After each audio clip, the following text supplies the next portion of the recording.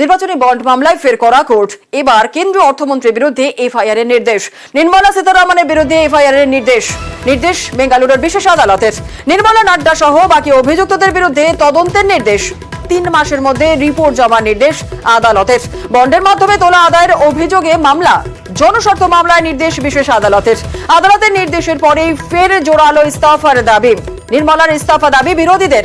গত 15 ফেব্রুয়ারি নির্বাচনী বন্ডকে অসাংবিধানিক আখ্যা দেয় সুপ্রিম কোর্ট। নির্বাচনী বন্ড প্রকল্পকেও খারিজ করে সুপ্রিম কোর্ট।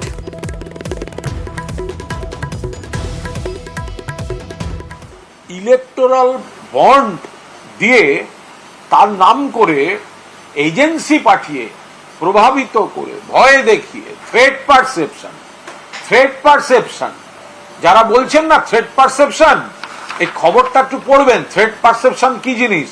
যে কেন্দ্রীয় অর্থমন্ত্রী তিনি সেন্ট্রাল এজেন্সি পাঠিয়ে ভয় দেখিয়ে টাকা তুলছেন, এক্সটর্শনের অভিযোগ আছে। যে ভয়ঙ্কর অভিযোগ কেন্দ্রীয় সরকারের বিরুদ্ধে, এর দায় কিন্তু শুধুমাত্র কেন্দ্রীয় অর্থমন্ত্রীর নয়, সেক্ষেত্রে কিন্তু এর দায় মাননীয় প্রধানমন্ত্রীকেও নিতে হবে। हम पार्लियामेंट में ये उठाए थे कि इलेक्शन बॉन्ड डरा के लिए है, और जो ईडी इसमें जो लोगों को डाले हैं, सीबीआई का डर जो बताए, ये सब तब से चल रहा है, पार्लियामेंट इलेक्शन से पहले चल रहा है कि डरा के पैसे वसूल करके इन्होंने इलेक्शन लड़ा। और आज कोई कोर्ट गया है, किस ढंग से उसको न्याय मिलेगा हम देखेंगे।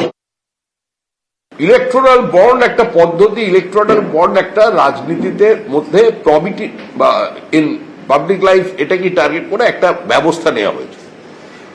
মানে আগে সরাসরি স্বচ্ছতার মধ্যে দিয়ে টাকা নেওয়া হচ্ছে, হয়েছে। এখন যদি সবাই চায় আবার পুরনো ব্যবস্থায় ব্যাগ ভর্তি বস্তা করে টাকা নিয়ে আসবে, আমাদের কি করার আছে? আমরা চেষ্টা করেছি। আর আইনি ব্যবস্থা, আইনের জবাব আইন দিয়ে হয়। আর এটা নিয়ে দলের অবস্থান, দলের বক্তব্য আমাদের কেন্দ্রীয় নেতৃত্বের পক্ষ থেকে জানিয়ে দেওয়া হয়েছে।